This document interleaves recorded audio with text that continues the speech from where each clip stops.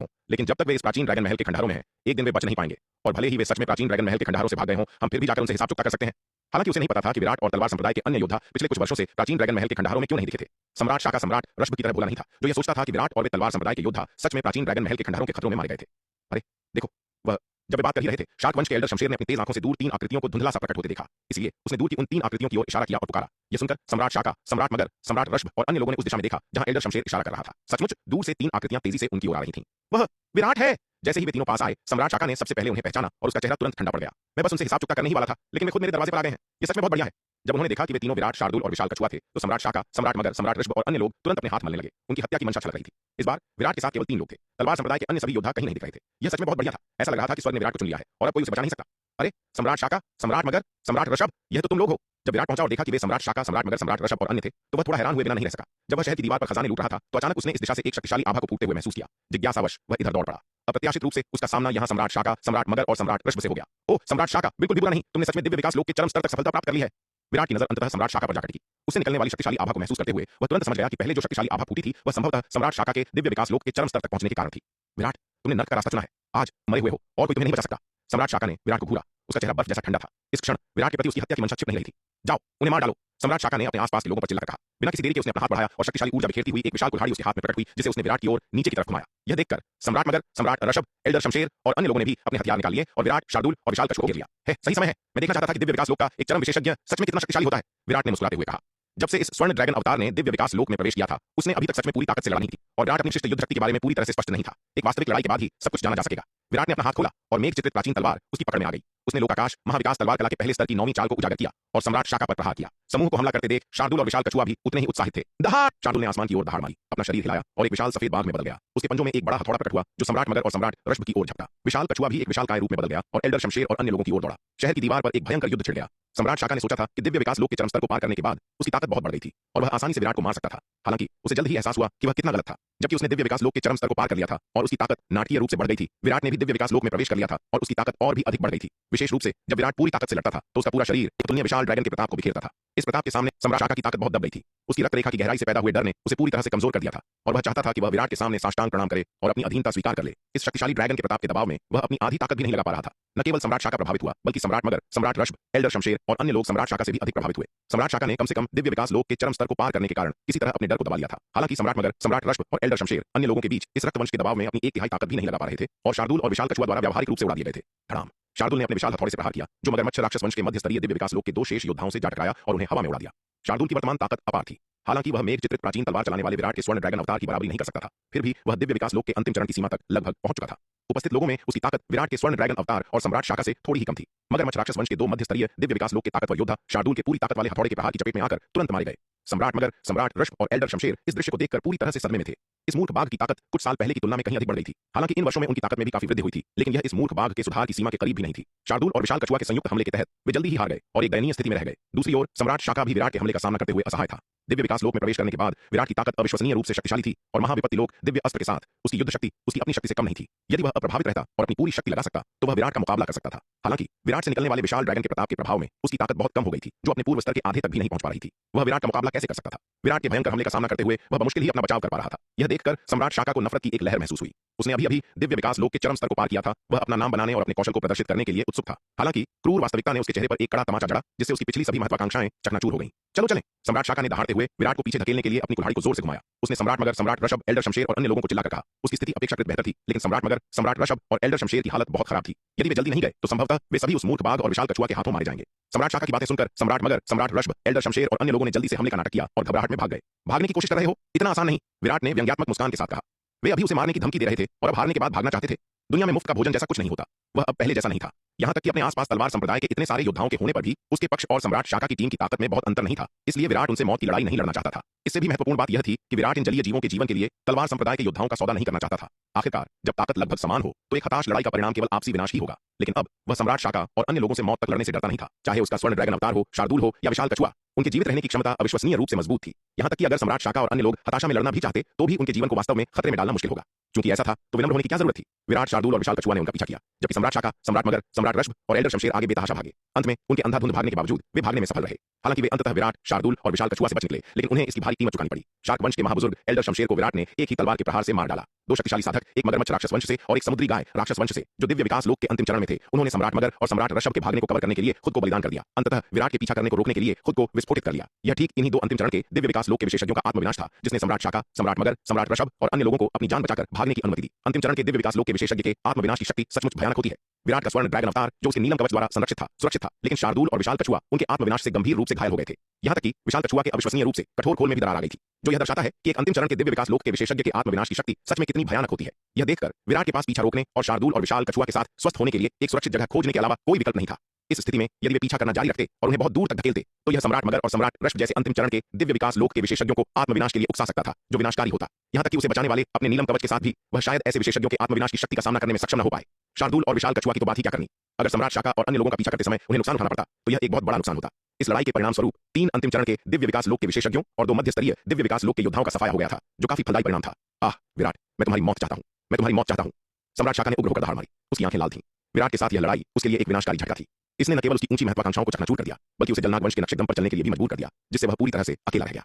Shark वंश के महाबुजुर्ग Elder Shamsher के मारे जाने के साथ वह शार्क वंश में दिव्य विकास लोक का एकमात्र शेष विशेषज्ञ था। इसके अलावा शार्क वंश के क्षेत्र पर लंबे समय से तलवार संप्रदाय का कब्जा था और शार्क वंश के अधिकांश सदस्यों ने उनके सामने आत्मसमर्पण कर दिया था। सम्राट शाका सम्राट जलासुर की तरह अब सच में अलग थलग पड़ गया था। वह विराट से नफरत कैसे नहीं कर सकता था। भाई सम्राट शाका, हमें आगे क्या करना चाहिए? सम्राट मगर ने पूछा। इस बार मगरमच्छ राक्षस वंश को जो नुकसान उठाना पड़ा था, वह शार्क वंश से कुछ बेहतर नहीं था। अब मगरमच्छ राक्षस वंश के पास केवल 2 अंतिम चरण के दिव्य विकास लोक के विशेषज्ञ बचे थे। हालांकि भले ही सम्राट मगर विराट से नफरत करता था, लेकिन विराट की हत्याओं से वह भी डरा हुआ था। इस लड़ाई के बाद वह विराट के प्रति और कोई शत्रुता नहीं रख सकता था। उसके पास जो कुछ बचा था वह केवल अंतहीन डर था। चलो चलो भीतरी शहर में चलते हैं, लाल आंखों से सम्राट शाका ने कहा। भीतरी शहर में प्रवेश करके ही हम विराट से निपटने का अवसर पा सकते हैं, अन्यथा हमारे पास बदला लेने की कोई उम्मीद नहीं होगी। यह लेकिन भीतरी शहर इतना खतरनाक है, क्या अब हमारे लिए अंदर जाना उचित है? सम्राट शाका के शब्दों को सुनकर सम्राट रश्भ हिचकिचाया। यहां तक कि भीतरी शहर की दीवारें भी खतरे से भरी थीं, तो भीतरी शहर की बात ही छोड़ दें। हालांकि उन्होंने कभी भीतरी शहर में प्रवेश नहीं किया था, लेकिन वे थोड़ा सोचने पर ही जान गए कि भीतरी शहर निश्चित रूप से शहर की दीवार से ज्यादा खतरनाक होगा। क्या तुम डर गए हो? यह सुनकर सम्राट शाका ने अचानक अपना सिर घुमाया, उसे घूरा और ठंडे स्वर में कहा, अगर तुम्हें डर लग रहा है तो तुम यहां रह सकते हो, मैं अकेला अंदर जाऊंगा। मेरा शार्क वंश और विराट जानी दुश्मन है। अगर मैं इसका बदला नहीं लेता तो मैं सम्राट शाका कसम खाता हूं कि मैं इंसान नहीं हूं। सम्राट शाका की बातें सुनकर सम्राट मगर और सम्राट रश्भ एक पल के लिए हिचकिचाए, फिर अंत में दांत पीसते हुए घृणा से बोले, ठीक है तो चलो अंदर चलते हैं और एक साथ लड़ते हैं। क्योंकि हमने गठबंधन बनाया है, हमें सुख दुख में एक साथ खड़े रहना चाहिए। सच में इस बिंदु पर उनके पास बाहर निकलने का कोई रास्ता नहीं था। विराट के साथ इतनी गहरी दुश्मनी होने के बाद इसे सुलझाना असंभव था। उनमें से केवल एक पक्ष तलवार संप्रदाय ही जीवित रहने के लिए मुकद्दर था। यहां तक कि एक चरम दिव्य विकास लोक के विशेषज्ञ सम्राट शाका के साथ भी वे विराट और उसके समूह का मुकाबला नहीं कर सकते थे। यदि सम्राट शाका भी उन्हें छोड़ देता तो वे विराट की दया पर निर्भर होते। अब उनके पास मौत तक लड़ने के अलावा कोई विकल्प नहीं था। बहुत बढ़िया, तो चलो अंदर जाने का रास्ता ढूंढते हैं। यह सुनकर सम्राट शाका ने सहमति में सिर हिलाया। शहर की भीतरी दीवार और भीतरी शहर स्वयं भी पानी के पर्दे के एक व्यूह से ढके हुए हैं। शहर की दीवार से सीधे भीतरी शहर में प्रवेश करना असंभव है। इस व्यूह में एक दरार ढूंढना आवश्यक है। सम्राट शाका और उनके समूह ने अंततः दरार खोजने से पहले 1 महीने तक शहर की दीवार की खोज की। हालांकि जैसा कि उन्हें उम्मीद थी, भीतरी शहर 10 गुना से अधिक खतरनाक था। प्रवेश करने के 1 दिन से भी कम समय के भीतर अंतिम चरण के दिव्य विकास लोक में मगरमच्छ राक्षस वंश का एक शक्तिशाली सदस्य भीतर के खतरों में मारा गया। लेकिन भीतरी शहर के भीतर के अवसर भी शहर की दीवार पर मौजूद अवसरों की तुलना में बड़े और अधिक संख्या में थे। सिर्फ 3 दिनों में सम्राट शाका को एक महाविपत्ति लोक दिव्य अस्त्र मिल गया। भीतरी शहर की यह यात्रा निश्चित रूप से सार्थक रही। सम्राट शाका ने अपने हाथ में त्रिशूल को देखते हुए उत्साह से कहा। उसने आखिरकार वह महाविपत्ति लोक दिव्य अस्त्र प्राप्त कर लिया था, जिसका उसने हमेशा सपना देखा था। इस हथियार के साथ जब वह फिर से विराट का सामना करेगा, तो उसे जादुई हथियारों के नुकसान का सामना नहीं करना पड़ेगा। विराट के साथ उसकी पिछली लड़ाई में विराट द्वारा उसे दबाने का एक कारण विराट से निकलने वाला ड्रैगन का प्रताप था, लेकिन जादुई हथियारों का नुकसान भी एक बहुत महत्वपूर्ण कारक था। इस महाविपत्ति लोक दिव्य अस्त्र के साथ यदि वह फिर से विराट से मिलता, तो उसे इतनी बुरी तरह नहीं पीटा जाता। जब सम्राट मगर और सम्राट रश्भ ने देखा कि सम्राट शाका ने एक महाविपत्ति लोक दिव्य अस्त्र प्राप्त कर लिया है, तो उनका आत्मविश्वास बढ़ गया। यदि उन्हें भी एक महाविपत्ति लोक दिव्य अस्त्र मिल जाता, तो उस मूर्ख बाघ और विशाल कछुए का सामना करते समय निश्चित रूप से उनकी इतनी बुरी पिटाई नहीं होती। प्राचीन ड्रैगन महल के खंडहरों का भीतरी शहर भाग 2। सम्राट शाका और अन्य लोगों के साथ अपनी लड़ाई के 1 महीने बाद विराट का शहर की दीवार पर एक और पुराने दुश्मन सम्राट जलासुर से सामना हुआ। विराट को आश्चर्य में डालते हुए सम्राट जलासुर ने भी दिव्य विकास लोक के चरम स्तर को पार कर लिया था। ऐसा लग रहा था कि प्राचीन ड्रैगन महल के खंडहर सचमुच एक ऐसी जगह थी जहां किसी की साधना में तेजी से सुधार हो सकता था। पिछली बार मिलने के कुछ वर्षों में न केवल सम्राट शाका ने दिव्य विकास लोक के चरम स्तर को पार कर लिया था, बल्कि सम्राट जलासुर ने भी यही उपलब्धि हासिल कर ली थी। जब सम्राट जलासुर का विराट से सामना हुआ, तो वह भी सम्राट शाका की तरह पूरे आत्मविश्वास के साथ आगे बढ़ा। आखिरकार उनकी टीम सम्राट शाका की टीम की तुलना में बहुत मजबूत थी और सम्राट जलासुर का आत्मविश्वास स्वाभाविक रूप से और भी अधिक बढ़ गया था। लेकिन अंतिम परिणाम आश्चर्यजनक नहीं था। सम्राट जलासुर, कछुआपति कश्यप, सम्राट जलदेव और अन्य पूरी तरह से विराट, शार्दूल और विशाल कछुआ द्वारा पराजित हो गए। इस लड़ाई के बाद गज वंश के दिव्य विकास लोक के शेष बचे केवल 2 विशेषज्ञों को शार्दूल द्वारा मार दिया गया, जिससे गज वंश पूर्वी सागर का पहला अधिपति बन गया, जिसे अपने दिव्य विकास लोक के विशेषज्ञों के पूर्ण विनाश का सामना करना पड़ा। इस युद्ध में कछुआ राक्षस वंश और पारदर्शी मत्स्य वंश को भी भारी नुकसान हुआ। अंत में सम्राट जलासुर और अन्य लोगों को विराट, शार्दूल और विशाल कछुआ के पीछा करने से बचने के लिए अंतिम चरण के दिव्य विकास लोक के 2 विशेषज्ञों को आत्मविनाश करने के लिए भी मजबूर होना पड़ा। गज वंश के दिव्य विकास लोक के विशेषज्ञों के विनाश के बाद दक्षिणी महाद्वीप में विराट का मुख्य शरीर निष्क्रिय नहीं रहा। उसने तुरंत गज वंश की मान को नष्ट करने के लिए तलवार संप्रदाय के दिव्य विकास लोक के विशेषज्ञों का नेतृत्व किया। क्योंकि पूर्वी सागर में प्राचीन ड्रैगन महल के खंडहरों में जाने वाले गज वंश के दिव्य विकास लोक के सभी विशेषज्ञ मारे जा चुके थे, इसलिए उनकी मान की रखवाली के लिए छोड़े गए शुरुआती चरण के दिव्य विकास लोक के 2 योद्धा भी जानते थे कि स्थिति निराशाजनक है। विराट के आगमन का सामना करते हुए उन्होंने समझदारी से तलवार संप्रदाय के सामने आत्मसमर्पण कर दिया। इस तरह विराट ने बिना किसी प्रयास के गजवंश को अपने अधीन कर लिया और इस शक्तिशाली बल को पूरी तरह से अवशोषित कर लिया। हालांकि गजवंश के दिव्य विकास लोक के अधिकांश विशेषज्ञ नष्ट हो गए थे, फिर भी उनकी मांद में आरोहण लोक के विशेषज्ञों की 1,50,000 की सेना मौजूद थी। आरोहण लोक के विशेषज्ञों की यह 1,50,000 की सेना भी ध्यान देने योग्य शक्ति थी। एक बार जब वे युद्ध व्यूह का गठन कर लेते तो उनकी युद्ध शक्ति अत्यंत दुर्जय हो जाती थी। विराट ने आत्मसमर्पण करने वाले गजवंश के राक्षसों के लिए चीजें मुश्किल नहीं की। विराट कभी भी खून का प्यासा इंसान नहीं था और उसने कभी भी निर्दोषों को अंधाधुंध नहीं मारा था। पूर्वी सागर के 10 अधिपतियों के साथ संघर्ष में भी वे अधिपति ही थे जिन्होंने पहले उसे उकसाया, उसे पूरी तरह से क्रोधित कर दिया, जिसके कारण उसे जवाबी कार्रवाई करनी पड़ी। यह कहा जा सकता है कि यह सब उनके ऊपर पूर्वी सागर के अधिपतियों द्वारा ही लाया गया था। बेशक हालांकि विराट अंधाधुंध नहीं मारता था, लेकिन वह आत्मसमर्पण करने वाले गजवंश के राक्षसों के साथ पूरी तरह से निश्चिंत नहीं था। उसने गजवंश के 2 दिव्य विकास लोक के एल्डरों और उन महत्वपूर्ण गजवंश के योद्धाओं पर आत्मा के प्रतिबंध लगा दिए थे। इन आत्मा प्रतिबंधों के लागू होने के साथ ये शक्तिशाली गजवंश के राक्षस तब तक लापरवाही से काम करने की हिम्मत नहीं करेंगे जब तक कि वे मरना न चाहें, और गजवंश के उच्च पदस्थ सदस्यों को नियंत्रित करना पूरे गजवंश को नियंत्रित करने के बराबर था।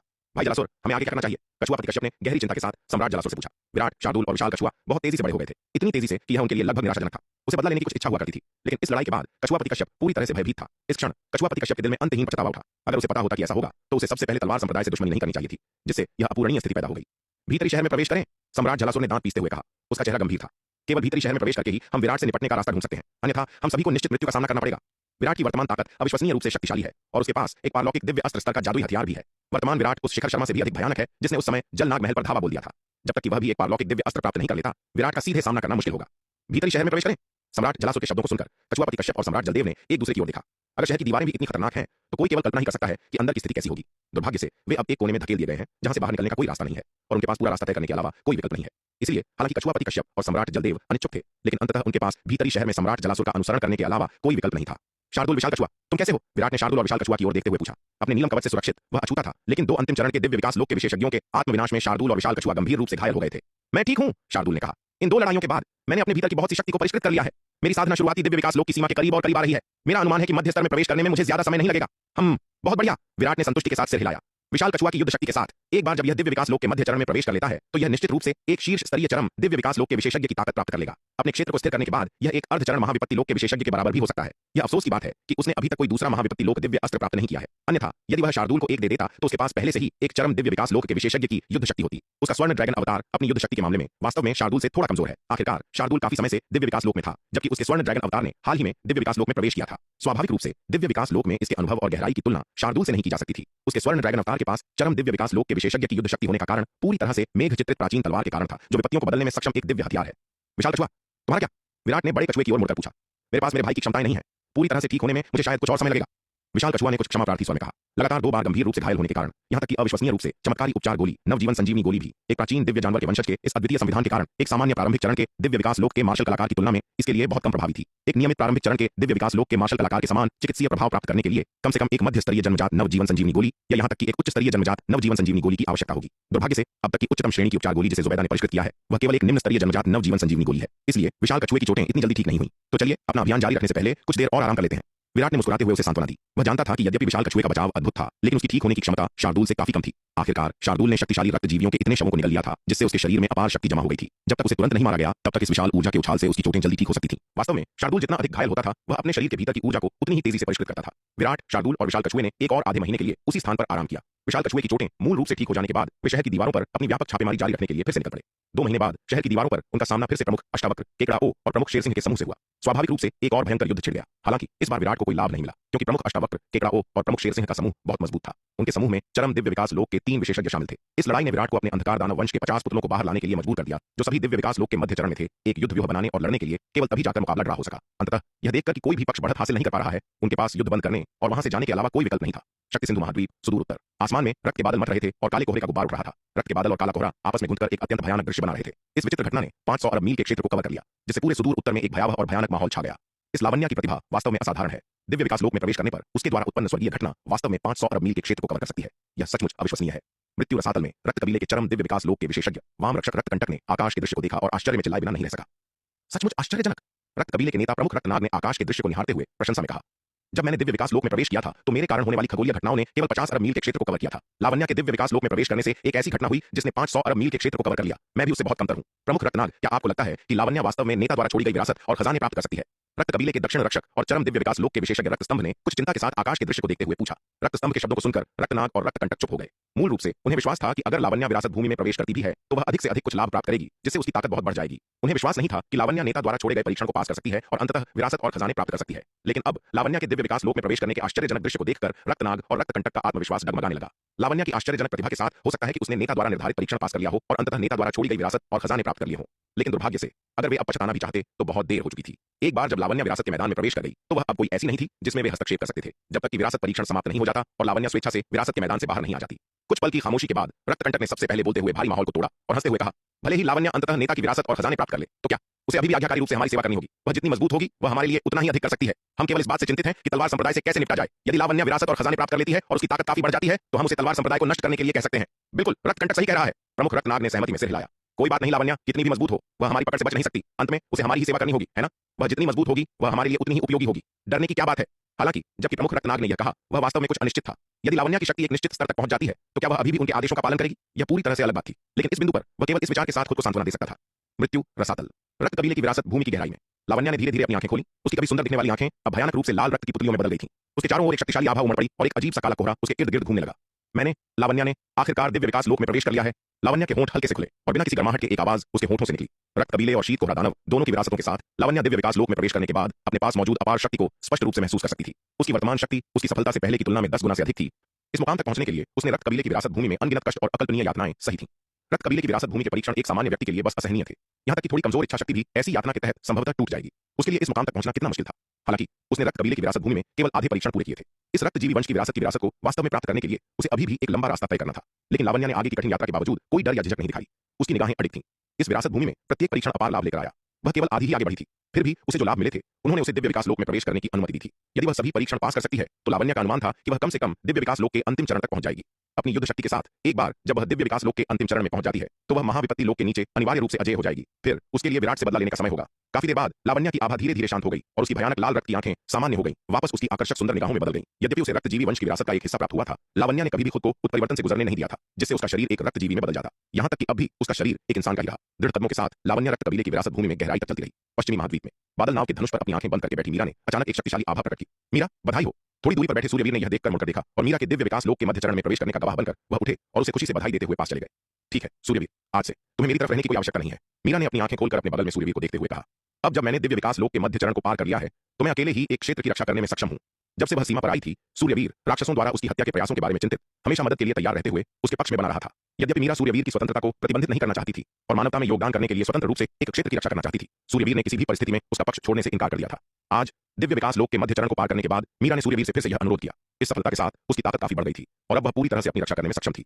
यहाँ तक कि अगर राक्षस जाति का कमांडर असुर भैरव व्यक्तिगत रूप से उस पर हमला करता है तो उसे विश्वास था कि वह सुरक्षित बच सकती है। ठीक है, तो सावधान रहना और लापरवाह मत होना, सूर्यवीर ने सहमति में सिर हिलाते हुए कहा। इस बार उसने अपनी राय पर जोर नहीं दिया और मीरा के पक्ष में बना रहा। दिव्य विकास लोक के मध्य चरण को पार करने के बाद मीरा के पास वास्तव में अपनी रक्षा करने की क्षमता थी। विराट ने पूर्वी सागर के प्राचीन ड्रैगन महल के खंडहरों में बहुत सारे खजाने प्राप्त किए थे और स्वाभाविक रूप से वह अपनी मां के साथ कंजूसी नहीं करेगा। उसने मीरा को अपने पास मौजूद सभी बेहतरीन खजाने दे दिए। अब मीरा के पास कम से कम 10 अर्ध महाविपत्ति लोक दिव्य अस्त्र थे। आक्रामक, रक्षात्मक, उड़ने वाले, उलझाने वाले और बांधने वाले खजाने, सभी प्रकार के खजाने उपलब्ध थे। मीरा के दिव्य विकास लोक के मध्य चरण में प्रवेश करने से पहले वह इन खजानों की वास्तविक शक्ति को पूरी तरह से उजागर नहीं कर सकती थी। इसलिए इतने खजाने होने के बावजूद उसकी ताकत में सुधार सीमित था, जिससे वह अत्यधिक शक्तिशाली विशेषज्ञों का सामना करने में असमर्थ थी। हालांकि दिव्य विकास लोक के मध्य चरण में प्रवेश करने के बाद मीरा की शक्ति में काफी वृद्धि हुई, जिससे वह उन अर्ध महाविपत्ति लोक दिव्य अस्त्रों से और भी अधिक शक्ति प्राप्त कर सकी। इसके अलावा इन अर्ध महाविपत्ति लोक दिव्य अस्त्रों के अलावा विराट ने मीरा को कई कठपुतलियां भी दी, जिनमें दिव्य विकास लोक के मध्य चरण के 20 अंधकार दानव वंश के पुतले शामिल थे। इनमें से प्रत्येक मध्य स्तरीय दिव्य विकास लोक के अंधकार दानव वंश के पुतले के पास अंतिम चरण के दिव्य विकास लोक के विशेषज्ञ की युद्ध शक्ति थी। जब 20 मध्य स्तरीय दिव्य विकास लोक के अंधकार दानव वंश के पुतले एक युद्ध व्यूह में बन जाते तो वे किसी तरह एक चरम दिव्य विकास लोक के विशेषज्ञ के खिलाफ अपनी जगह बना सकते थे। दिव्य विकास लोक के मध्य चरण को पार करने से पहले मीरा एक साथ इतने सारे मध्य स्तरीय दिव्य विकास लोक के अंधकार दानव वंश के पुतलों को नियंत्रित करने में असमर्थ थी। हालांकि सफलता प्राप्त करने के बाद उसकी दिव्य आत्मा की शक्ति भी काफी बढ़ गई, जिससे यह एक ही समय में 20 मध्य स्तरीय दिव्य विकास लोक के अंधकार दानव वंश के पुतलों को नियंत्रित करने के लिए पर्याप्त से अधिक हो गया। सूर्यवीर हालांकि वर्तमान में बहुत शक्तिशाली है, विराट द्वारा प्रदान किए गए प्रचुर साधना संसाधनों के साथ मध्य चरण दिव्य विकास लोक की सीमा तक पहुंच गया है और अंतिम चरण में प्रवेश करने से केवल एक बाल भर दूर है। अपने अर्ध महाविपत्ति लोक दिव्य अस्त्र और लोकाकाश महाविकास तलवार कला के साथ उसकी वर्तमान युद्ध शक्ति शीर्ष स्तरीय अंतिम चरण के दिव्य विकास लोक के विशेषज्ञों के बराबर है।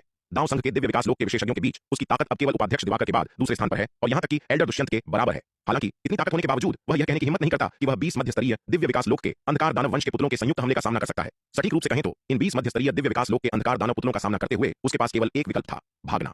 मीरा के मध्य स्तरीय दिव्य विकास लोक में प्रवेश करने के बाद इन 20 मध्य स्तरीय दिव्य विकास लोक के अंधकार दानव पुतलों को रखने से वह पहले से ही दांव संघ की सबसे मजबूत लड़ाई शक्ति बन गई। उसे अब उसकी सुरक्षा की आवश्यकता नहीं थी। बेशक हालांकि मीरा के पास इतने सारे मध्य स्तरीय दिव्य विकास लोक के अंधकार दानव पुतले थे, विराट ने उसे निर्देश दिया था कि वह युद्ध में उनका उपयोग न करे जब तक कि अस्तित्व के लिए यह बिल्कुल आवश्यक न हो। विराट ने हमेशा राक्षस जाति के प्रति बहुत सावधानी बरती थी। यद्यपि राक्षस जाति वर्तमान में दांव संघ की सेना के हाथों एक करारी हार का सामना करती हुई प्रतीत हो रही थी, यहां तक कि उन्हें देखते ही भाग खड़ी होती थी, विराट को अभी भी लगा कि राक्षस जाति में कुछ अज्ञात शक्तियां छिपी हो सकती हैं। इसलिए पश्चिमी महाद्वीप की लड़ाइयों में सावधानी सर्वोपरि थी। यदि मीरा ने शुरू से ही लड़ाई में उन 20 मध्य स्तरीय दिव्य विकास लोक के अंधकार दानव वंश के पुतलों का उपयोग किया होता तो राक्षसों द्वारा ध्यान दिए जाने पर राक्षसों के बेहद भयानक हत्यारे कदम उठाने की संभावना होती। मीरा ने स्वाभाविक रूप से विराट के निर्देशों को ध्यान में रखा। अपनी सामान्य लड़ाइयों में वह केवल उन दानव पुतलों का उपयोग करती थी जो विराट ने उसके लिए बनाए थे। इन वर्षों में विराट ने दानव और समुद्री जातियों के कई दिव्य विकास लोक के विशेषज्ञों को मार डाला था और इन विशेषज्ञों की लाशें जो अपेक्षाकृत अच्छी तरह से संरक्षित थीं, उन सभी को उसके द्वारा पुतलों में तैयार किया गया था। 20 मध्य स्तरीय दिव्य विकास लोक के अंधकार दानव वंश के पुतलों के अलावा मीरा के पास दानव और समुद्री जातियों के दिव्य विकास लोक के कई अन्य पुतले भी थे। चिंता मत करो, मैं समझती हूँ। यह सुनकर मीरा ने सिर हिलाया। उसे लगा कि सूर्यवीर की चिंताएं पूरी तरह अनावश्यक थीं। वर्तमान में उसके पास मौजूद विभिन्न खजानों और ट्रुक के पत्तों के साथ जीवित रहने की क्षमता के संदर्भ में वह निस्संदेह दांव संघ के दिव्य विकास लोक के विशेषज्ञों में सर्वश्रेष्ठ थी। अगर वह भी इतने शक्तिशाली दुश्मन का सामना नहीं कर सकती तो पूरे दांव संघ में कौन कर सकता है। उसे निर्देश देने के बाद सूर्यवीर वहां नहीं रुका। एक चमक के साथ वह क्षितिज की ओर उड़ गया। दक्षिणी महाद्वीप अनंत परम मीनार का दूसरा स्तर। धड़ाम! प्रकाश की एक विशाल किरण आकाश में उठी और उसी समय एक शक्तिशाली लहर आकाश और पृथ्वी से होकर गुजरी। विराट जो अंधकार दानव वंश के पुतले को परिष्कृत कर रहा था ने हंगामे को महसूस किया और तुरंत देखने के लिए मुड़ा। उसने देखा कि इस आश्चर्यजनक हंगामे का स्रोत रक्त देवता मंदिर था। यह देखकर विराट बहुत खुश हुआ और उसकी ओर उड़ गया। नाग, क्या रक्त देवता मंदिर का विलय पूरा हो गया है? विराट ने नीले वस्त्रधारी बालक से पूछा। हाँ, यह मूल रूप से समाप्त हो गया है। नीले वस्त्रधारी बालक ने सिर हिलाया और कहा, हालांकि रक्त देवता मंदिर जो एक अर्धपारलौकिक दिव्य अस्त्र है, लड़ाई के दौरान बहुत बुरी तरह से क्षतिग्रस्त हो गया था और बहुत अधिक शक्ति की खपत हुई थी। इसलिए भले ही यह तुम्हारे रक्त देवता मंदिर के साथ विलीन हो जाए, यह केवल तुम्हारे रक्त देवता मंदिर को एक स्तर ऊपर उठा सकता है। बस एक स्तर का उन्नयन। नीले वस्त्रधारी बालक की बातें सुनकर विराट थोड़ा अचंभित हुआ। हालांकि यह उसकी अपेक्षाओं के अनुरूप था। आखिरकार रक्त देवता मंदिर जो एक अर्धपारलौकिक दिव्य अस्त्र था, लड़ाई में गंभीर रूप से क्षतिग्रस्त हो गया था और बहुत अधिक शक्ति की खपत हुई थी। उसके रक्त देवता मंदिर को एक पदोन्नति से अपग्रेड करना पहले से ही काफी अच्छा था। विराट ने विलय किए गए रक्त देवता मंदिर की जांच की और पाया कि यद्यपि यह केवल एक शीर्ष श्रेणी का जन्मजात हथियार था, यह साधारण शीर्ष श्रेणी के जन्मजात जादुई खजाने से काफी बेहतर था, जो कि एक अर्धपारलौकिक दिव्य अस्त्र के स्तर के काफी करीब था। यदि यह अनंत परम मीनार के दूसरे स्तर से बड़ी मात्रा में तारों की रोशनी को अवशोषित करता है और प्राचीन महाद्वीप की धारा के पानी में भिगोया जाता है तो उसे आश्चर्य था कि इसे और कितना उन्नत किया जा सकता है। नाग, क्या तुम इसकी रैंक को और उन्नत कर सकते हो? विराट ने पूछा। तुम्हारे रक्त देवता मंदिर की नींव विशेष रूप से मजबूत नहीं है। जन्मजात स्तर के शिखर तक पहुंचना इसकी विकास क्षमता की व्यावहारिक रूप से सीमा है। आगे सुधार संभव नहीं है। लेकिन नीला वस्त्रधारी बालक जानबूझकर रुक गया। लेकिन क्या? बोल भी दो। विराट ने झल्लाते हुए उसे घूरा। विराट इस आदमी की शख्सियत को अच्छी तरह जानता था। उसके उदास चेहरे को देखकर विराट को ठीक ठीक पता था कि वह क्या कर रहा था। वह स्थिति का फायदा उठाने की कोशिश कर रहा था। रक्त देवता मंदिर को और बेहतर बनाने के लिए हमें पहले बहुत अधिक खजाने और संसाधनों का निवेश करना होगा, नीले वस्त्रधारी बालक ने कहा। इसके अलावा मुझे रक्त देवता मंदिर को उन्नत करना जारी रखने से पहले एक उच्च स्तर पर वापस आने की आवश्यकता है। वास्तव में जबकि उसका मुख्य ध्यान 2 रक्त देवता मंदिरों को मिलाने पर था, उसने जादुई हथियारों के टुकड़ों और प्राचीन महाद्वीप की धारा के पानी का भी काफी मात्रा में उपभोग किया था। ठीक होने की इस अवधि के बाद वह पहले ही एक पारलौकिक दिव्य अस्त्र के स्तर पर लौट आया था। लेकिन नीला वस्त्रधारी बालक स्पष्ट रूप से अपनी वर्तमान स्थिति से संतुष्ट नहीं था। क्योंकि उसे विराट से लाभ मांगने का अवसर मिला था, इसलिए वह स्वाभाविक रूप से ऐसे दुर्लभ अवसर को जाने नहीं देगा। बोलो, तुम्हें कितने संसाधनों की आवश्यकता है? विराट घुमा फिरा कर बात करने के मूड में नहीं था और सीधे पूछा। नीला वस्त्रधारी बालक विराट के रवैये से बहुत संतुष्ट था। उसने अपनी 2 उंगलियां उठाई और कहा, बस मुझे उसी जादुई हथियार के टुकड़ों के 2 और भाग और प्राचीन महाद्वीप की धारा का पानी दे दो। यह सुनकर विराट उस पर नजर डालने से खुद को रोक नहीं पाया। उसे महसूस हुआ कि यह आदमी अतिशयोक्ति कर रहा था। विराट की नजर के तहत नीला वस्त्रधारी बालक थोड़ा दोषी महसूस कर रहा था, लेकिन सतह पर उसने पूरी तरह से शांत होने का दिखावा किया। ये लो।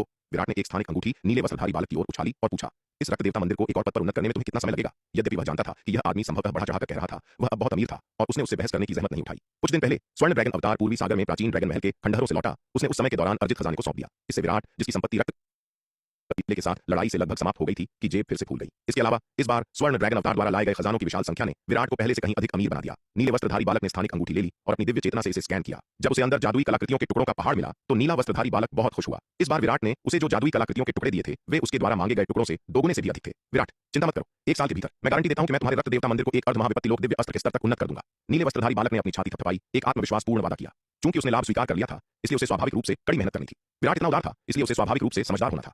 बहुत बढ़िया। यह सुनकर विराट ने संतुष्टि से सिर हिलाया। वह जानता था कि यह आदमी ऐसा था जो बिना स्पष्ट लाभ के काम नहीं करेगा। केवल पर्याप्त पुरस्कार देने से ही वह वास्तव में प्रयास करेगा। नीला वस्त्रधारी बालक जादुई कलाकृतियों के टुकड़ों को पकड़े हुए खुशी से लगन से काम करने लगा।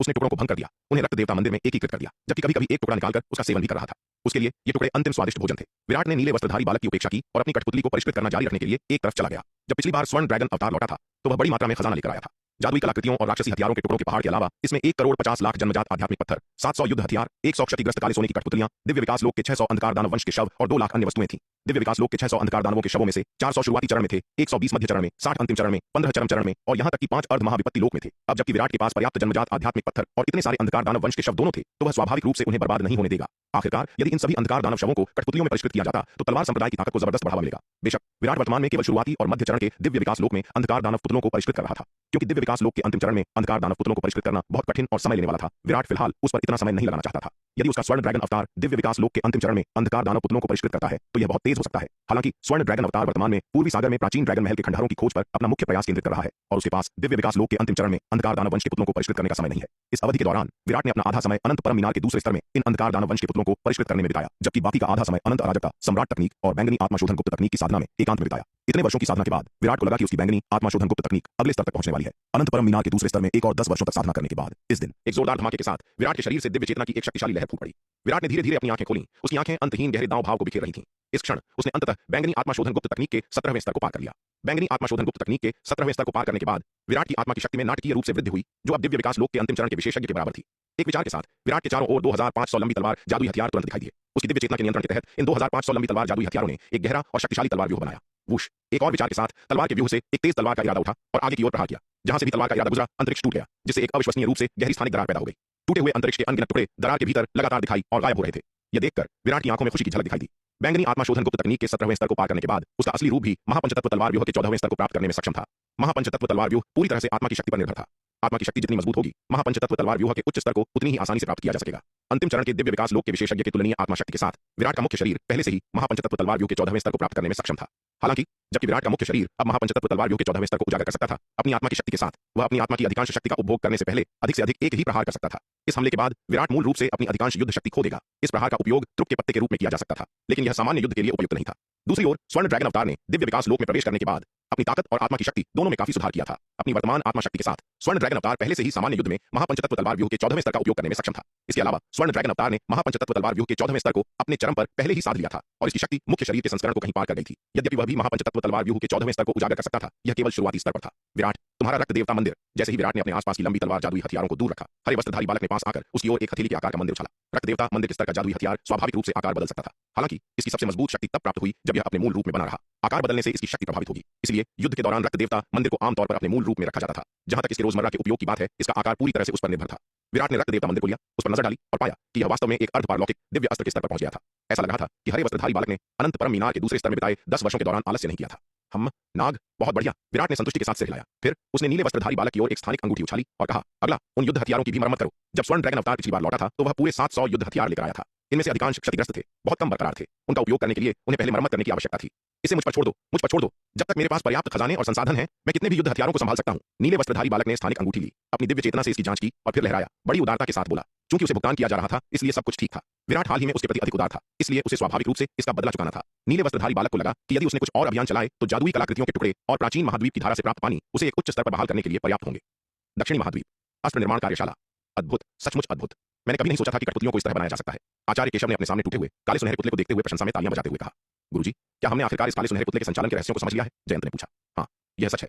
अब से ये काले सुनहरे पुतले हमारे लिए कोई रहस्य नहीं रखते। आचार्य केशव ने सिर हिलाया। विराट ने उनकी अस्त्र निर्माण कार्यशाला को बड़ी संख्या में ये काले सुनहरे पुतले उपलब्ध कराए थे और आचार्य केशव ने कार्यशाला के सबसे कुलीन अस्त्र निर्माताओं को दिन रात उनका अध्ययन करने के लिए इकट्ठा किया था। कई वर्षों के प्रयास के बाद वे अंततः इन पुतलों को उनके निर्माण विधियों से लेकर उनके संचालन तक पूरी तरह समझ गए थे। यह सचमुच अविश्वसनीय है कि इस काले सुनहरे पुतले के भीतर ऐसी उत्तम तलवार तकनीक छिपी हुई है, आचार्य केशव ने प्रशंसा के साथ कहा। कई वर्षों के शोध के बाद उन्होंने पाया कि इस काले सुनहरे पुतले के भीतर वास्तव में एक अत्यंत उत्तम तलवार तकनीक छिपी हुई थी। इस तलवार तकनीक को अत्यंत सरल तरीके से काले सुनहरे पुतले के मूल में अंकित किया गया था। रूम्स के संचालन के माध्यम से काला सुनहरा पुतला इस अतुलनीय उत्तम तलवार तकनीक का प्रदर्शन कर सकता था। इस काले सुनहरे पुतले का अध्ययन करने की प्रक्रिया में आचार्य केशव ने भी इसमें से यह उत्तम तलवार तकनीक निकाली। गुरुजी, क्या हमें युवा मास्टर को इस खबर के बारे में बताना चाहिए? जयंत ने उत्साह से पूछा। बेशक, आचार्य केशव ने मुस्कुराते हुए कहा, ऐसी अच्छी खबर स्वाभाविक रूप से भाई विराट को जल्द से जल्द बताई जानी चाहिए। फिर आचार्य केशव व्यक्तिगत रूप से विराट को इस बारे में बताने के लिए विराट के निवास पर गए। भाई केशव, आप बहुत विनम्र हैं, वास्तव में व्यक्तिगत रूप से आ रहे हैं, आप मुझे बुलाने के लिए बस किसी को भेज सकते थे। विराट ने मुस्कुराते हुए कहा, हाँ, भाई विराट की हैसियत बहुत महान है, मैं इतनी गुस्ताखी करने की हिम्मत कैसे कर सकता हूं? ये सुनकर आचार्य केशव दिल खोलकर हंसे। वास्तव में हालांकि उन्होंने यह कहा था, लेकिन यह ज्यादातर एक मजाक था। न तो वह और न ही विराट ऐसे लोग थे जो दिखावा करते हो और वे ऐसी औपचारिकताओं की परवाह नहीं करेंगे। आचार्य केशव के व्यक्तिगत रूप से आने का कारण मुख्य रूप से विराट को यह अच्छी खबर व्यक्तिगत रूप से बताना था। भाई केशव, सचमुच मजाक करने में बहुत अच्छे हैं। विराट ने यह सुनकर मुस्कुराने के लिए, भाई केशव, सच में मजाक करने में बहुत अच्छे हैं। विराट ने यह सुनकर मुस्कुराते हुए कहा, ठीक है, अब और देरी नहीं करते, चलो अभी अस्त्र निर्माण कार्यशाला चलते हैं। मैं भाई केशव के परिणाम देखने के लिए और इंतजार नहीं कर सकता। विराट आचार्य केशव को बहुत लंबे समय से जानता था, इसलिए वह स्वाभाविक रूप से जानता था कि वह मजाक कर रहे हैं।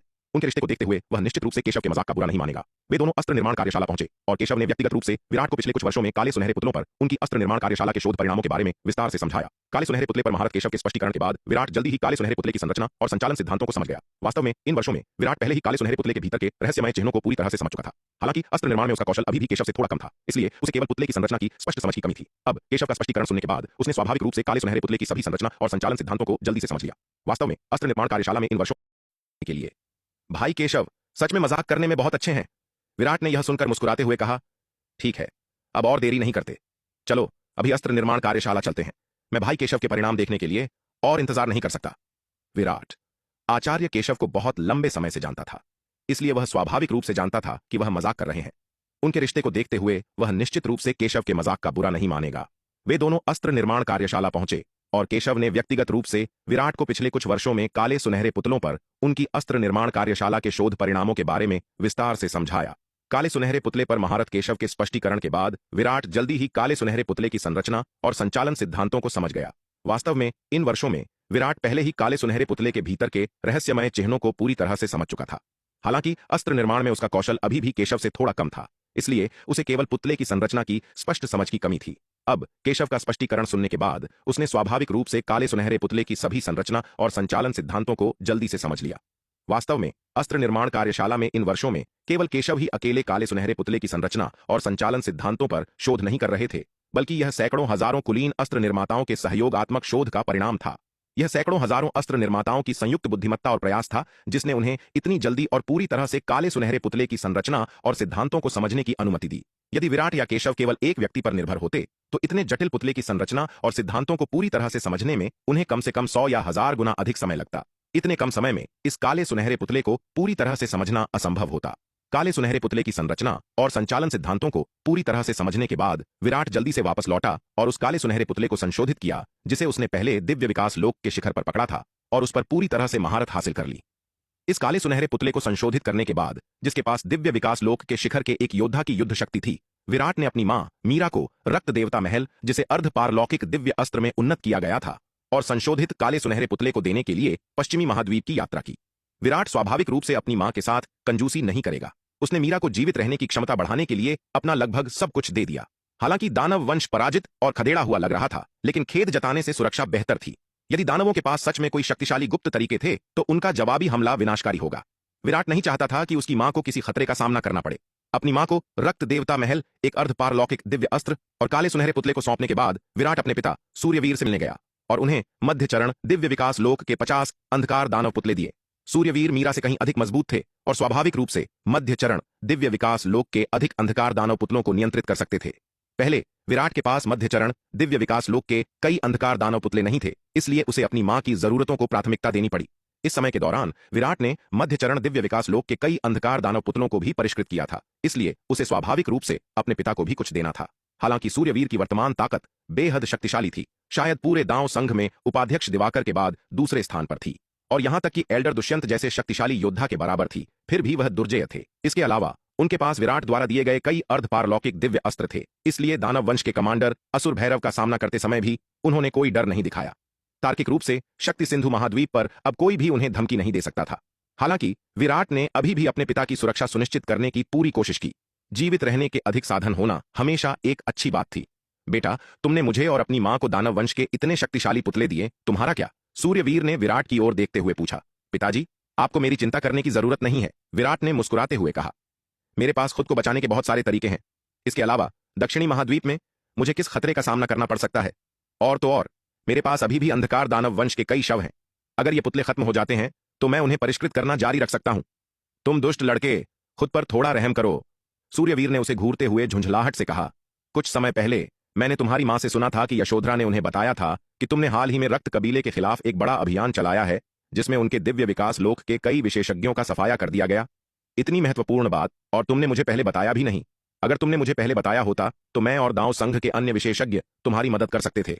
रक्त कबीला आखिरकार हमारी पूरी मानव जाति का सबसे बड़ा दुश्मन है। रक्त कबीले से निपटना हमारी मानव जाति के हर मजबूत सदस्य की जिम्मेदारी है।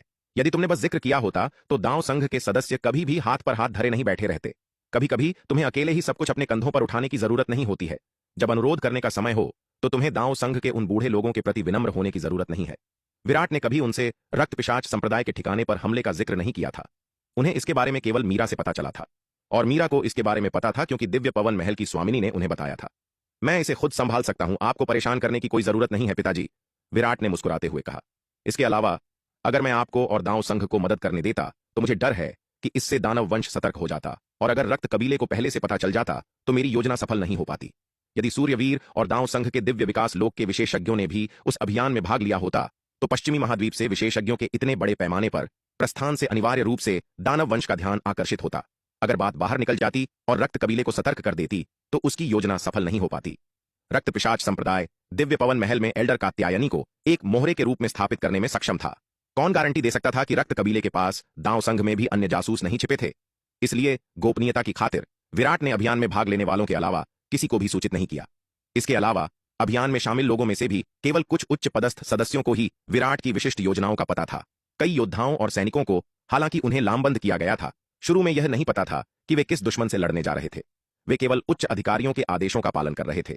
विराट द्वारा अपने माता पिता को भी न बताने का मुख्य कारण यह था कि वह नहीं चाहता था कि वे चिंता करें। विराट की बातें सुनकर सूर्यवीर उनकी चिंताओं को समझ गए और भावनाओं का एक जटिल मिश्रण महसूस किया। वह इतने उल्लेखनीय बेटे को पाकर खुश और गौरवान्वित थे, लेकिन उन्होंने अपने बेटे पर पड़े भारी दबाव के लिए दिल में दर्द भी महसूस किया। विराट के स्तर पर किसी के लिए वह जो बोझ उठाता था वह अब केवल व्यक्तिगत सम्मान या अपमान नहीं था, बल्कि पूरे तलवार संप्रदाय और यहां तक कि पूरी मानव जाति का अस्तित्व और समृद्धि था। जब मानव जाति को शक्तिशाली दुश्मनों और संकटों का सामना करना पड़ता था तो मानवता के शिखर पर खड़े लोग उनका सामना करने वाले पहले व्यक्ति होते थे। वर्तमान में मानव जाति के लिए विराट का महत्व उपाध्यक्ष दिवाकर से कम नहीं था, और इसके साथ ही समान रूप से अपार जिम्मेदारी और दबाव भी आया। पिताजी, कृपया अभी किसी और से रक्त कबीले के खिलाफ हमारे तलवार संप्रदाय की पिछली कार्रवाइयों का उल्लेख न करें। मैं नहीं चाहता कि बहुत से लोग अभी तक तलवार संप्रदाय की ताकत और त्रुप के पत्तों को जाने। विराट ने कहा, मैं समझता हूं तुम दुष्ट लड़के, क्या तुम्हें लगता है कि मैं इतना लापरवाह हूं? सूर्यवीर ने झुंझलाहट से कहते हुए उसे घूरा। सूर्यवीर रुके, फिर विराट की ओर देखा और पूछा, क्या तुम्हें चिंता है कि दानव वंश के पास अन्य त्रुप के पत्ते हैं जो उन्होंने अभी तक प्रकट नहीं किए हैं? विराट के शब्दों से वह उस गहरी चिंता को देख सकते थे जो उसने पाल रखी थी। तलवार संप्रदाय की वर्तमान ताकत के साथ पूरे शक्ति सिंधु महाद्वीप में कोई भी उनका मुकाबला नहीं कर सकता था। फिर भी विराट इतना सतर्क था। केवल एक ही संभावना थी, विराट दानव वंश के खिलाफ सतर्क था। मुझे हमेशा लगता था कि दानव वंश की ताकत उतनी सरल नहीं थी जितनी सतह पर दिखती थी। मेरे स्वर्ण ड्रैगन अवतार ने पूर्वी सागर में प्राचीन ड्रैगन महल के खंडहरों में बहुत सारे दुखद दृश्य देखे। यहां तक कि प्राचीन ड्रैगन जो उस समय इतने शक्तिशाली थे, अंततः अंधकार दानव वंश की सेना द्वारा मिटा दिए गए। यह दर्शाता है कि शक्ति सिंधु महाद्वीप पर आक्रमण करने वाली दानव वंश की सेना वास्तव में कितनी शक्तिशाली थी। शक्ति सिंधु महाद्वीप पर क्या यह सच है कि पश्चिमी महाद्वीप में केवल श्रृंगी दानव वंश की सेना ही बची है? यहां तक कि रक्त कबीले की छिपी हुई शक्ति भी इतनी मजबूत है तो उस शक्तिशाली दानव सेना की बात ही छोड़ दें जिसने उस समय शक्ति सिंधु महाद्वीप पर आक्रमण किया था। मुझे चिंता है कि पश्चिमी महाद्वीप में यह श्रृंगी दानव वंश की सेना शक्ति सिंधु महाद्वीप पर दानव वंश द्वारा छोड़ी गई केवल एक दृश्यमान शक्ति है। शायद दानव वंश की अन्य सेनाएं छिपी हुई हैं, विराट ने गंभीरता से कहा। जब से विराट ने अंतरिक्ष को चीरने और यात्रा करने की क्षमता हासिल की थी, तब से उसने वास्तव में व्यक्तिगत रूप से जांच करने के लिए पश्चिमी महाद्वीप की गहराई में उद्यम किया था। वह देखना चाहता था कि क्या दानव वंश की कोई अन्य सेना वहां छिपी हुई है। दुर्भाग्य से असुरलोक का क्षेत्र बहुत विशाल था। हालांकि वह अंतरिक्ष को चीर सकता था और असुरलोक के भीतर किसी भी स्थान की तेजी से यात्रा कर सकता था, लेकिन पूरे महाद्वीप की पूरी तरह से खोज करने में कितना सब। विराट ने गंभीरता से कहा। जब से विराट ने अंतरिक्ष को चीरने और यात्रा करने की क्षमता हासिल की थी, तब से उसने वास्तव में व्यक्तिगत रूप से जांच करने के लिए पश्चिमी महाद्वीप की गहराई में उद्यम किया था। वह देखना चाहता था कि क्या दानव वंश की कोई अन्य सेना वहां छिपी हुई है। दुर्भाग्य से असुरलोक का क्षेत्र बहुत विशाल था। हालांकि वह अंतरिक्ष को चीर सकता था और असुरलोक के भीतर किसी भी स्थान की तेजी से यात्रा कर सकता था, लेकिन पूरे महाद्वीप की पूरी तरह से खोज करने में कितना समय लगेगा यह अज्ञात था। आखिरकार केवल यात्रा करना और सावधानीपूर्वक जांच करना दो पूरी तरह से अलग चीजें हैं। इसके अलावा असुरलोक दानव वंश का क्षेत्र था, मध्य महाद्वीप के विपरीत, जहां विराट टोही के लिए काल रात्रि शिविर की सेनाओं को जुटा सकता था। सरसरी जांच के बाद विराट को कोई परिणाम नहीं मिला और उसके पास हार मानने के अलावा कोई विकल्प नहीं था। वह केवल तब तक इंतजार कर सकता था जब तक कि मानव सेना ने पूरे महाद्वीप पर विजय प्राप्त नहीं कर ली, इससे पहले कि वह धीरे धीरे असुरलोक के हर कोने का पता लगा सके। हाँ, तुम्हारी चिंताओं में दम है। वास्तव में मुझे भी लगता है कि दानव जाति के खिलाफ युद्ध में हमारी प्रगति थोड़ी बहुत सुचारू रही है, इतनी सुचारू कि मुझे भी इस पर विश्वास करना मुश्किल लगता है। यह एक तथ्य है। विराट की बातें सुनकर सूर्यवीर ने गंभीरता से सिर हिलाया और कहा, 1 करोड़ साल पहले उस महान युद्ध में वास्तव में क्या हुआ था हम बहुत कम जानते हैं। कई चीजें वास्तव में रहस्य में छिपी हुई हैं। इसलिए पिताजी, जब आप पश्चिमी महाद्वीप में युद्ध रेखाओं को आगे बढ़ाते हैं तो आपको बेहद सावधान रहना चाहिए। आपको लापरवाह नहीं होना चाहिए। ऐसा न हो कि दानव जाति आपका फायदा उठाए। विराट ने कहा। यद्यपि विराट को चिंता थी कि दानव जाति के पास अभी भी कुछ छिपी हुई सेनाएं हैं जिन्होंने अभी तक खुद को प्रकट नहीं किया था, लेकिन वह अपनी शंकाओं और अटकलों के कारण मानव सेना को आगे बढ़ने से रोक नहीं सकता था। आखिरकार दानव जाति का सफाया करना और पश्चिमी महाद्वीप के क्षेत्र को पुनः प्राप्त करना अनगिनत वर्षों से मानव जाति की इच्छा रही है और वे कुछ अज्ञात खतरे के कारण अपनी प्रगति नहीं छोड़ सकते थे। विराट दानव जाति की विशिष्ट स्थिति को नहीं जानता था और वह केवल दांव संघ के विशेषज्ञों को सावधान रहने की याद दिला सकता था। दानव जाति के खिलाफ युद्ध में तलवार संप्रदाय को फिर से शामिल करने का विराट का कोई इरादा नहीं था। पश्चिमी महाद्वीप की वर्तमान स्थिति को देखते हुए अकेले दांव संघ की सेना दानव जाति से निपटने में सक्षम थी। तलवार संप्रदाय की सेना को लाना व्यर्थ होगा।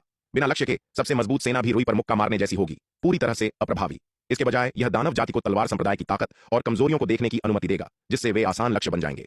तलवार संप्रदाय को युद्ध से बाहर रखकर वह मानवता के लिए एक शक्तिशाली त्रुप का पत्ता सुरक्षित रख सकता था, जिससे वे अप्रत्याशित घटनाओं का बेहतर जवाब दे सकते थे। केवल जब दुश्मन किसी की सच्ची ताकत से अनजान होता है, तभी अचानक और निर्णायक हमला वास्तव में प्रभावी हो सकता है। रक्त कबीले के खिलाफ पिछले अभियान की तरह यह ठीक इसलिए था क्योंकि विराट ने पहले से सावधानीपूर्वक योजना बनाई थी कि उसने रक्त कबीले को बेखबर पकड़ लिया। जिसके परिणाम स्वरूप इतनी बड़ी जीत हुई। यदि रक्त कबीले को पहले से ही तलवार संप्रदाय की ताकत और योजनाओं के बारे में पता होता तो वे बेखबर नहीं पकड़े जाते। यदि रक्तजीवी पहले से तैयार होते और दोनों पक्ष आमने सामने टकराते, भले ही तलवार संप्रदाय 100 या 1000 गुना कीमत चुकाता, तो भी वह इतने सारे रक्तजीवी पावर हाउस को खत्म करने में सक्षम नहीं हो पाता। हाँ, मैं समझता हूं। यह सुनकर सूर्यवीर ने गंभीरता से सिर हिलाया। अपने पिता सूर्यवीर को मध्य चरण दिव्य विकास लोक के 50 अंधकार दानव पुतले सौंपने के बाद विराट पश्चिमी महाद्वीप में लंबे समय तक नहीं रुका और अंधकार दानव पुतलों को परिष्कृत करना जारी रखने के लिए जल्दी से दक्षिणी महाद्वीप लौट आया। पिछली बार स्वर्ण ड्रैगन अवतार द्वारा लाए गए कई अंधकार दानव वंश के शवों में से उसने केवल 10वें हिस्से से भी कम को पुतलों में परिष्कृत किया था। अंधकार दानव वंश के सभी शवों को पुतलों में परिष्कृत करने में काफी समय लगेगा। अंधकार दानव वंश के इन शवों को पुतलों में परिष्कृत करना तलवार संप्रदाय के लिए कम समय में अपनी ताकत बढ़ाने का सबसे तेज तरीका था। यदि पिछली बार स्वर्ण ड्रैगन अवतार द्वारा लाए गए दिव्य विकास लोक के सभी 600 अंधकार दानव शवों को पुतलों में परिष्कृत किया गया तो तलवार संप्रदाय की ताकत अत्यधिक भयानक स्तर तक बढ़ जाएगी। पर्याप्त ताकत होने पर ही कोई भविष्य में अज्ञात संकटों का सामना कर सकता है। जबकि विराट पुतलों को परिष्कृत कर रहा था, उसने हरे वस्त्रधारी बालक से युद्ध के हथियारों की मरम्मत भी जारी रखी। ये युद्ध के हथियार भी तलवार संप्रदाय के लिए एक बहुत बड़ा तुर्क का पत्ता थे। मध्य महाद्वीप, दांव संघ मुख्यालय। आकाश में अनगिनत बर्फीली ऊर्जाएं संघनित हुई। स्वर्ग और पृथ्वी का महान दांव अंतहीन पाले और बर्फ में बदल गया, जिसने 200 अरब मील के दायरे में आकाश को बर्फ और पाले की दुनिया में बदल दिया। एल्डर रणविजय ने आकाश में खगोलीय घटना को देखा। उनका चेहरा अपने उत्साह को छिपाने में असमर्थ था। उन्हें उम्मीद नहीं थी कि हिमशिखा के दिव्य विकास लोक में प्रवेश करने के कारण होने वाली खगोलीय घटना इतनी भव्य होगी। खगोलीय घटना ने 200 अरब मील के विशाल क्षेत्र को कवर किया। यह पिछले 1 करोड़ वर्षों में मानव जाति की सबसे बड़ी प्रतिभा थी।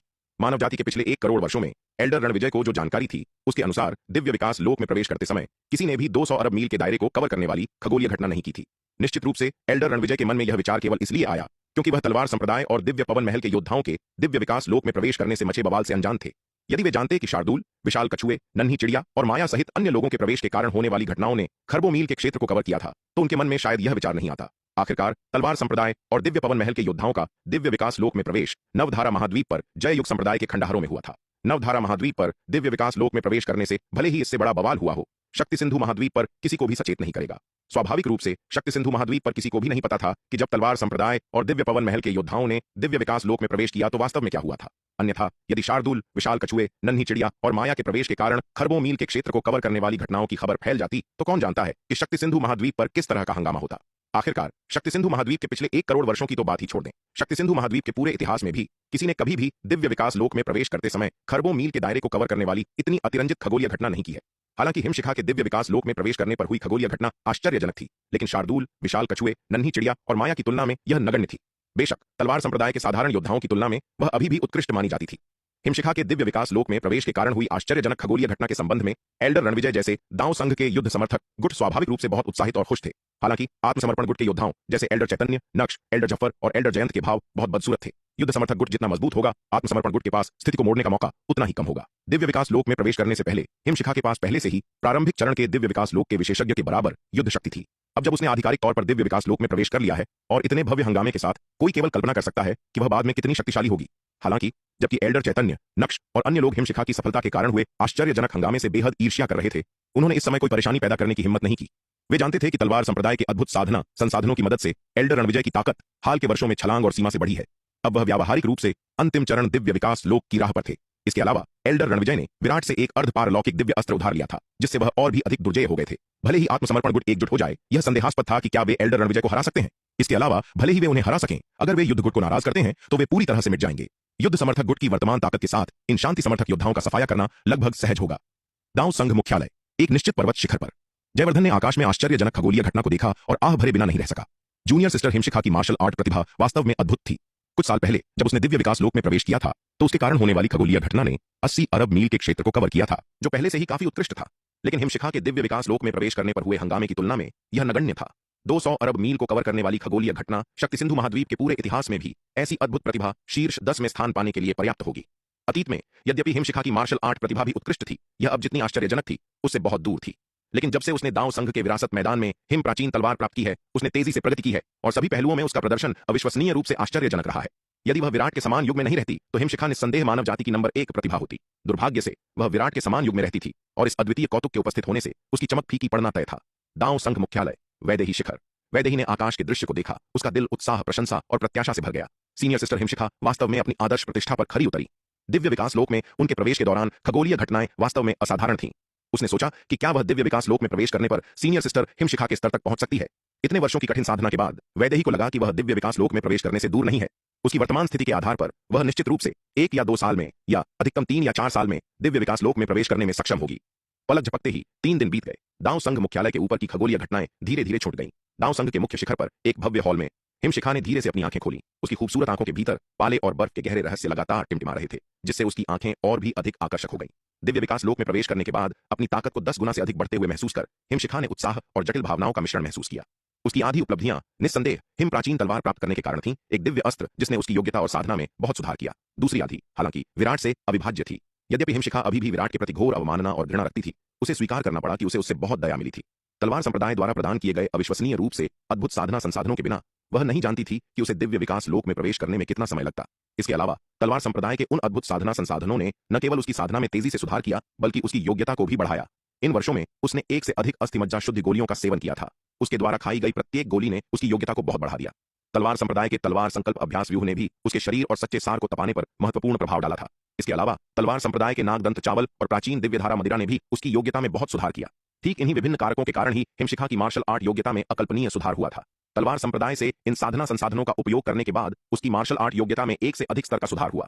हालांकि उसने युद्ध के गुणों का आदान प्रदान करके तलवार संप्रदाय से ये संसाधन प्राप्त किए, लेकिन युद्ध के मैदान में लड़ना और दानव वंश और रक्त पिशाच संप्रदाय के अवशेषों को खत्म करना आखिरकार दांव संघ के एक दांव पुत्र के रूप में उसका कर्तव्य था। तलवार संप्रदाय ने इन्हें युद्ध के गुणों के रूप में इस्तेमाल किया, जिनका उन कीमती संसाधनों के लिए आदान प्रदान किया जा सकता था। यह मानव जाति के लिए तलवार संप्रदाय का निस्वार्थ योगदान था और वह यह सब कुछ हल्के में नहीं ले सकती थी। इसलिए सामान्य तौर पर वह अभी भी तलवार संप्रदाय के प्रति बहुत आभार की आरणी थी। और चूंकि विराट तलवार संप्रदाय का वास्तविक नियंत्रक था, इसका मतलब था कि वह विराट की बहुत आभारी थी। इस प्रकार विराट के साथ उसका रिश्ता तेजी से उलझ गया और इसे सुलझाना मुश्किल हो गया। वह विराट के प्रति आक्रोश रखती थी, फिर भी उसके एहसानों की आरणी थी। इसके अलावा वह न केवल विराट की बल्कि उसके पिता एल्डर रणविजय भी विराट के आरणी थे। उसके पिता एल्डर रणविजय को विराट की प्राचीन दिव्य धारा मदिरा प्राप्त हुई, जिसने उनकी पुरानी चोटों को ठीक कर दिया और उनकी साधना को बहुत बढ़ा दिया। संपूर्ण मानव जाति के लिए उनके योगदान की बात करें तो विराट की उपलब्धियां अद्वितीय थीं। भविष्य में उसे विराट के साथ कैसे बातचीत करनी चाहिए, इस समय हिमशिखा खोया हुआ महसूस कर रही थी। उस दिन गुफा में जो कुछ भी हुआ उसे पूरी तरह से भूल जाना उसके लिए असंभव था। उसके जीवन में यह पहली बार था जब किसी पुरुष ने उसे पूरी तरह से नग्न देखा था, जो उसके जैसी कुंवारी के लिए एक अविस्मरणीय अपमान था। यदि यह किसी और ने किया होता तो हिमशिखा ने जीवन भर उनकी जानी दुश्मन होने की कसम खाई होती। दुर्भाग्य से यह व्यक्ति विराट था, एक ऐसा व्यक्ति जिससे वह नफरत भी करती थी और जिसके सामने उसने भीख भी मांगी थी और जिसने मानव जाति के लिए अपार योगदान दिया था। गुफा में जो हुआ वह निश्चित रूप से उसके लिए व्यक्तिगत रूप से एक महत्वपूर्ण घटना थी, लेकिन संपूर्ण मानव जाति के भाग्य की तुलना में उसके अपने मामले नगण्य थे। हिमशिखा के व्यक्तित्व को देखते हुए वह इतने मामूली मामले के लिए मानवता के भाग्य की कभी अनदेखी नहीं कर सकती थी। फिर भी जो हुआ था उसे वह जाने नहीं दे सकती थी। बहुत संकोच के बाद हिमशिखा ने अंततः विराट को उसके कार्यों के लिए माफी मांगने और मामले को शांत करने का फैसला किया। यद्यपि उसे विराट द्वारा नग्न देखे जाने का कुछ हद तक फायदा उठाया गया महसूस हुआ, संपूर्ण मानव जाति की खातिर वह इस पर ध्यान नहीं दे सकती थी। अपने साधना स्तर को स्थिर करने के बाद हिमशिखा ने अपना एकांत साधना हॉल छोड़ दिया। बाहर एल्डर रणविजय, वैदेही, जयवर्धन, बलराम, यश और अन्य पहले से ही प्रतीक्षा कर रहे थे। हिमशिखा को एकांत से बाहर निकलते देख सभी उसे बधाई देने के लिए आगे बढ़े। सीनियर सिस्टर हिमशिखा, दिव्य विकास लोक में आपका प्रवेश इतनी महत्वपूर्ण घटना है, हमें जश्न मनाने के लिए एक भव्य दावत देनी चाहिए, वैदेही ने उत्साह से कहा। इतनी विस्तृत तैयारियों की कोई जरूरत नहीं है। हिमशिखा ने वैदेही के प्रस्ताव को अस्वीकार करते हुए सिर हिलाया। दांव संघ अब वह नहीं रहा जो वह हुआ करता था। अतीत में अगर कोई दिव्य विकास लोक में प्रवेश करता था तो यह वास्तव में पूरे संघ के लिए जश्न मनाने लायक एक महत्वपूर्ण अवसर था। आखिरकार दिव्य विकास लोक का एक योद्धा दांव संघ के लिए बहुत महत्व रखता था। लेकिन अब दांव संघ काफी अलग है। लगभग हर साल कई योद्धा दिव्य विकास लोक में प्रवेश करते हैं। दिव्य विकास लोक में प्रवेश करना अब दांव संघ के लिए कोई दुर्लभ घटना नहीं रह गई है। यदि हम संपूर्ण मानव जाति पर विचार करें, जिसमें तलवार संप्रदाय और दिव्य पवन महल जैसी सेनाएं शामिल हैं, तो प्रत्येक वर्ष दिव्य विकास लोक में प्रवेश करने वाले योद्धाओं की संख्या और भी अधिक है। दांव संघ पहले से ही योद्धाओं के दिव्य विकास लोक में प्रवेश करने का आदी है। यह आम बात हो गई है। हिमशिखा स्वभाव से ही अलग थलग और शर्मीली थी और वह बाहर नहीं दिखना चाहती थी। एक भव्य दावत की कोई आवश्यकता नहीं है, लेकिन हम व्यक्तिगत रूप से हिमशिखा के लिए जश्न मना सकते हैं, एल्डर रणविजय ने मुस्कुराते हुए कहा। हाँ हाँ सीनियर सिस्टर हिमशिखा, भले ही आप लंबी दावत नहीं करना चाहती, हम आपके लिए खुद जश्न मना सकते हैं, है ना? वैदेही ने जल्दी से बीच में टोकते हुए कहा। जयवर्धन, बलराम और यश ने भी हामी भरी। सभी का उत्साह देखकर हिमशिखा उनकी भावनाओं को ठेस नहीं पहुंचाना चाहती थी और उनके आतिथ्य को ठुकराने में असमर्थ थी। वह सहमत हो गई। एक छोटी दावत आयोजित की गई, हिमशिखा के लिए एक निजी उत्सव। दावत के बाद हिमशिखा ने विराट को खोजने के लिए दक्षिणी महाद्वीप की यात्रा करने के लिए स्थानिक स्थानांतरण व्यूह का उपयोग किया। उसके और विराट के बीच की दुश्मनी अब और नहीं खींची जा सकती थी, इसे सुलझाना ही था। दक्षिणी महाद्वीप, विराट के निवास पर विराट, जो अनंत परम मीनार के दूसरे स्तर पर दिव्य विकास लोक में एक अंधकार दानव पुतले को परिष्कृत कर रहा था, यह सुनकर हैरान रह गया जब सोनाली ने बताया कि हिमशिखा मिलने आई है। हिमशिखा को क्या चाहिए था? यह औरत उसे ऐसे देखती थी जैसे वह उसे निगल जाना चाहती हो, मानो उनके बीच कोई गहरी दुश्मनी हो। वह खुद उससे मिलने क्यों आएगी? क्या वह फिर से कुछ योजना बना रही थी? विराट गुप्त रूप से सतर्क हो गया। अनंत परम मीनार के दूसरे स्तर पर नीले वस्त्रधारी बालक, जो युद्ध के हथियारों की मरम्मत कर रहा था, जब उसने सुना कि हिमशिखा आई है तो उसे अपराध बोध की एक टीस महसूस हुई। उसी ने गुफा में गलतफहमी पैदा की थी, जिसके कारण हिमशिखा हमेशा उसके प्रति इतनी शत्रुतापूर्ण लग रही थी। अगर विराट को पता चल गया तो उसे लगा कि वह गंभीर मुसीबत में पड़ जाएगा। नीले वस्त्रधारी बालक ने चुपचाप प्रार्थना की कि हिमशिखा उस समय की घटना का खुलासा नहीं करेगी, अन्यथा विराट निश्चित रूप से अनुमान लगा लेगा कि उसी ने ऐसा किया है। हिमशिखा, क्या तुम्हें कुछ चाहिए था? विराट स्वागत कक्ष में घुसा और हिमशिखा को वहां प्रतीक्षा करते देखा, इसलिए वह तुरंत आगे बढ़ा और पूछा। वह हिमशिखा के प्रति बहुत विनम्र नहीं था। इस औरत ने बिना किसी कारण के इतनी बार उसका पीछा किया और उस पर हमला किया था। विराट के लिए उसके प्रति नाराजगी न रखना असंभव था। विराट, मैं आज तुम्हारे साथ मामले निपटाने आई हूं, हिमशिखा ने विराट को घूरते हुए शांति से कहा। मेरे साथ मामले निपटाने? यह सुनकर विराट ने अनजाने में पूछा, तुम मेरे साथ क्या निपटाना चाहती हो? विराट के अनजान दिखने वाले चेहरे को देखकर हिमशिखा के शांत दिल में अचानक गुस्सा उमड़ पड़ा। यह कमीना अब भी वह उस समय किए गए शर्मनाक कामों को स्वीकार करने से इनकार करता है और हमेशा इतना मासूम होने का दिखावा करता है। हर बार जब हिमशिखा ने उसके चिड़चिड़े भाव को देखा तो उसका सामान्य रूप से शांत दिल भी असीम क्रोध से भर गया। विराट, जब तक तुम मुझसे ईमानदारी से माफी मांगते हो तब तक मैं उस दिन गुफा में तुमने मेरे साथ जो किया उसे माफ कर सकती हूं और भूल सकती हूं। हिमशिखा ने गहरी सांस ली, अपना गुस्सा दबाया और विराट को घूरते हुए खुद को शांति से बोलने के लिए मजबूर किया। वह इस मुद्दे को हल करने के लिए आज विराट से मिलने आई थी। हालांकि वह विराट के रवैये से आगबबूला थी, लेकिन उसने इस रंजिश को निपटाने के लिए खुद को पीछे खींचना चुना।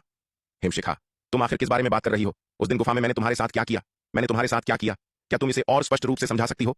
विराट ने हैरान होकर पूछा। यह औरत बार बार कहती रही कि गुफा में उसने उसके साथ क्या किया, जैसे कि उसने वास्तव में उसके साथ कुछ शर्मनाक किया हो, लेकिन वह वास्तव में उसके साथ कभी किसी गुफा में होने को याद नहीं कर पा रहा था।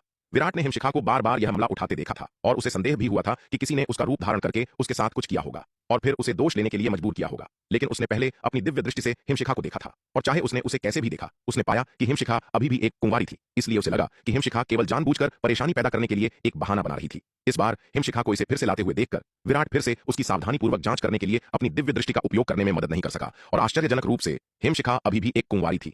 जब हिमशिखा ने देखा कि विराट इसे स्वीकार करने से इनकार कर रहा था और उसे कामुक भाव से देख रहा था तो उसे इतना गुस्सा आया कि वह लगभग फट ही पड़ी। विराट, यदि तुम एक असली मर्द हो तो तुम्हें अपने कार्यों के लिए जवाबदेह होना चाहिए। तुम किस तरह के नायक हो जो तुमने जो किया है उससे इनकार करते हो? हिमशिखा की छाती गुस्से से फूल गई जब उसने विराट को घूरा, दांत पीसते हुए बोली। हिमशिखा, क्या तुम्हारा दिमाग खराब हो गया है? मैंने तुम्हारे साथ क्या किया है? मैं तुमसे पूछता हूं लेकिन तुम मुझे नहीं बताओगी। तुम हमेशा परेशानी खड़ी कर रही हो और अनुचित व्यवहार कर रही हो। हिमशिखा के शब्द सुनकर विराट भी नाराज हो गया और उसने कुछ चिढ़ते हुए कहा। यहां तक कि एक मिट्टी के पुतले में भी कुछ गुस्सा होता है। यह औरत हमेशा उसे बदनाम कर रही थी, ऐसे मनगढ़ंत आरोपों के साथ लड़ाइयां छेड़ रही थी, इसलिए विराट उसके प्रति विनम्र नहीं होने वाला था। विराट, तुमने हद पार कर दी है। विराट के शब्द सुनकर हिमशिखा का चेहरा गुस्से से लाल हो गया और वह कांपती हुई गुस्से से चिल्लाई। हिमशिखा की नजर में विराट के शब्द उसके लिए जानबूझकर किया गया अपमान थे। वह अच्छी तरह जानता था कि उस दिन गुफा में उसने उसके साथ क्या किया था, फिर भी उसने जोर देकर कहा कि